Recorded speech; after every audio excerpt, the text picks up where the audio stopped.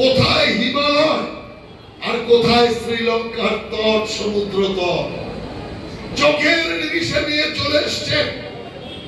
অর্থাৎ সেই মানব অবতার রূপের রামচন্দ্র মা দুর্গার আশীর্বাদ নিলেন।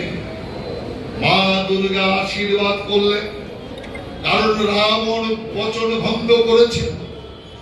মা দুর্গার আশীর্বাদ নেওয়ার সময় যে প্রতিশ্রুতি দিয়েছিলেন, সেই প্রতিশ্রুতি ভঙ্গ করায় মা দুর্গা লঙ্কা নগরীকে রক্ষা করবার যে প্রতিশ্রুতি স্বয়ং দিয়েছিলেন, সে প্রতিশ্রুতি তিনি সঙ্গে সঙ্গে খণ্ডন করে লঙ্কা ছেড়ে চলে গেলেন।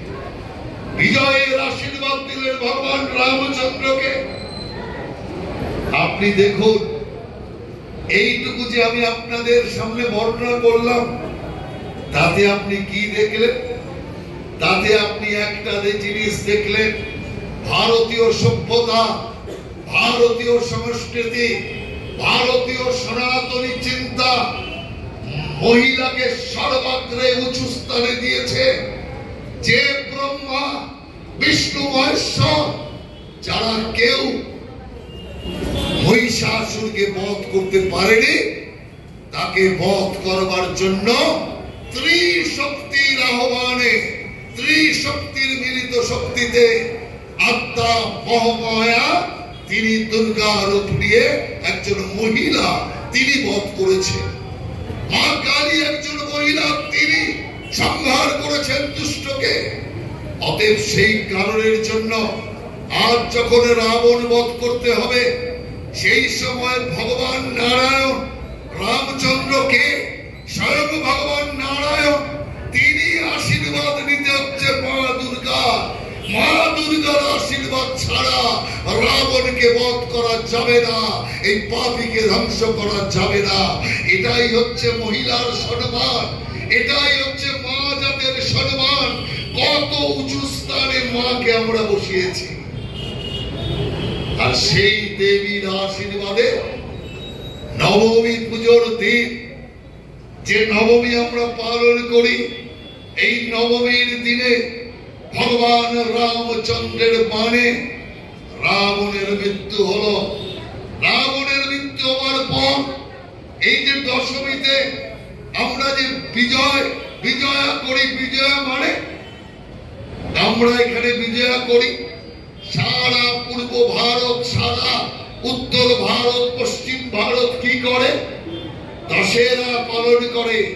দশেরা মানে রাবণ পুতলা দহন বলে। ওরা রাবণের পুরো মূর্তি বানায় আর রাবণের মূর্তিতে আগুন দিয়ে জ্বালায়। আমরা যেমন বুড়ির ঘরে মশাল দিয়ে জ্বালাই, সেরকম মশাল দিয়ে জ্বালায় না। রাম যেমন তীর ছুঁড়ে রাবণকে হত্যা করেছিল, তেমনি তীরের আগায় আগুন লাগিয়ে তীর দিয়ে ওখানে রাবণের বক্ষে, রাবণের পেটে যেখানে লাগে লাগো, আর সেই আগুনে রাবণ চলে পুড়ে ছারখার হয়ে যায়। এটা কিসের প্রতীক? শুভ বিজয়ের প্রতীক, অশুভের পরাজয়ের প্রতীক, অত্যাচারীর নাশের প্রতীক, অত্যাচারীর অত্যাচারের উপর বিজয় প্রাপ্ত হওয়ার প্রতীক। এ রাবণকে মেরেছিল, এটা কোনো ব্যাপার নয়। অনেক লোক অনেককে মেরেছে, অনেক দস্যু হত্যা করেছে, কিন্তু রাবণ পুলস্ত্য মুনির বংশধর হয়েও রাবণ একজন রাক্ষস সম ব্যবহার করেছে। যে বেদ এবং পুরাণ শাস্ত্রের পণ্ডিত, একজন ব্রাহ্মণ, সে এমন একজন রাবণ যিনি কণ্ঠস্থ শাস্ত্র জ্ঞানে, যিনি কণ্ঠস্থ বেদে, যিনি সমস্ত ধর্ম সম্পর্কে সমজ্ঞানী, এমন একজন রাবণ যিনি পিশাচ সম কাজ করেছে। যত মুনি ঋষি আছে তাদের যজ্ঞে নর রক্ত ফেলে, নর মাংস ফেলে যজ্ঞকে নষ্ট করেছে।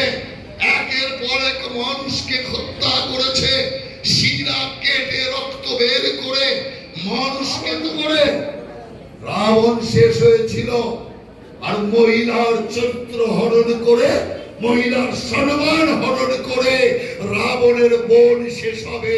এটা আপনি পরিষ্কার জেনে রাখুন। কারণ মহিলা অত্যাচার এ সমাজ কখনো সহ্য করেনি। চুরি, চামারি, ডাকাতি, রাহাজানি সব তো আছে, কিন্তু মা বোনের এইরকম অপমান, সেটাও একজন মহিলার রাজত্বে।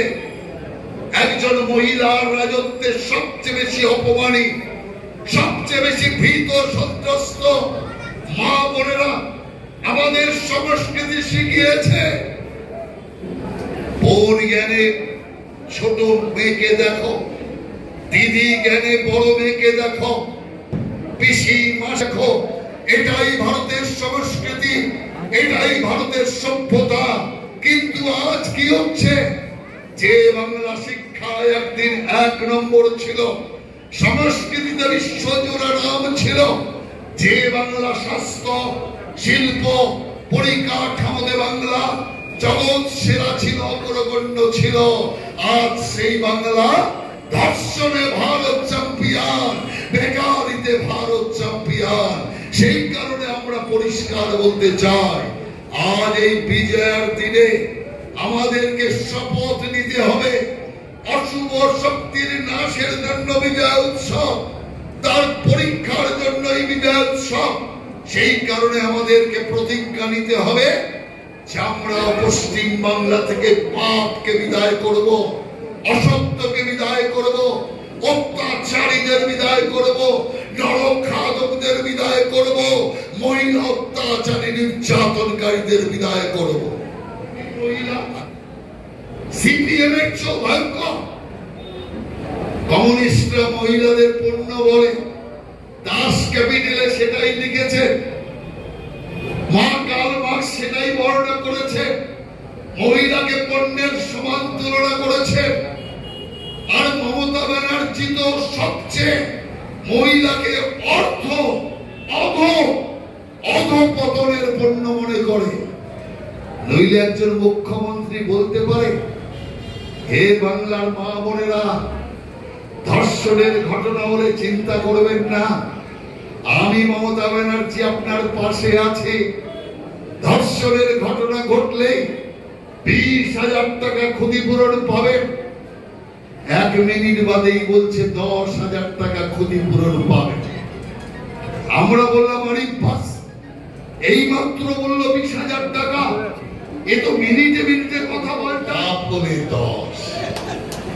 অদ্ভুত পশ্চিম বাংলার মুখ্যমন্ত্রী মহিলা, যিনি একজন মহিলার সর্বোচ্চ সম্মানকে 10,000 টাকা, 20,000 টাকার চিন্তা করেন। আমরা মনে করি কোটি কোটি টাকা দিলেও একজন মা বোনের হারানো সম্মানকে টাকা দিয়ে ফেরত আনা যায় না, টাকা দিয়ে ফেরত আনা যায় না।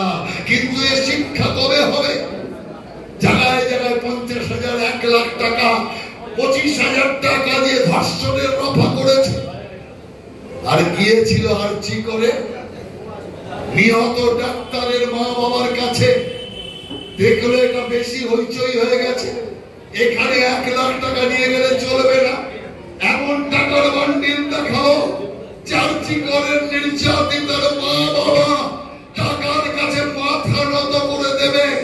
আর মমতা ব্যানার্জি দেখালেন 10 লক্ষ টাকা, ভাবলেন 10 লক্ষ টাকা পেয়ে বলবে আরেকটা মেয়ে থাকলেও দিয়ে দিতাম।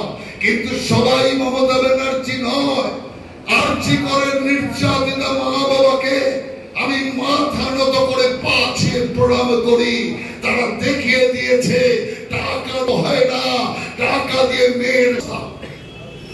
এই অবস্থা থেকে পশ্চিম বাংলাকে মুক্ত করতে হবে। বন্ধাত্ম পশ্চিম বাংলায় একের পর এক শিল্প বন্ধ, এখান থেকে পরিযায়ী শ্রমিক হয়ে সব চলে যাচ্ছে। মমতা ব্যানার্জি তো বলেছিল 5,000 টাকা করে দেবে, বসে বসে ঘরে পাবে। আপনি চিন্তা করুন, 5,000 টাকা ঘরে বসে পাবে, বছরে 60,000 টাকা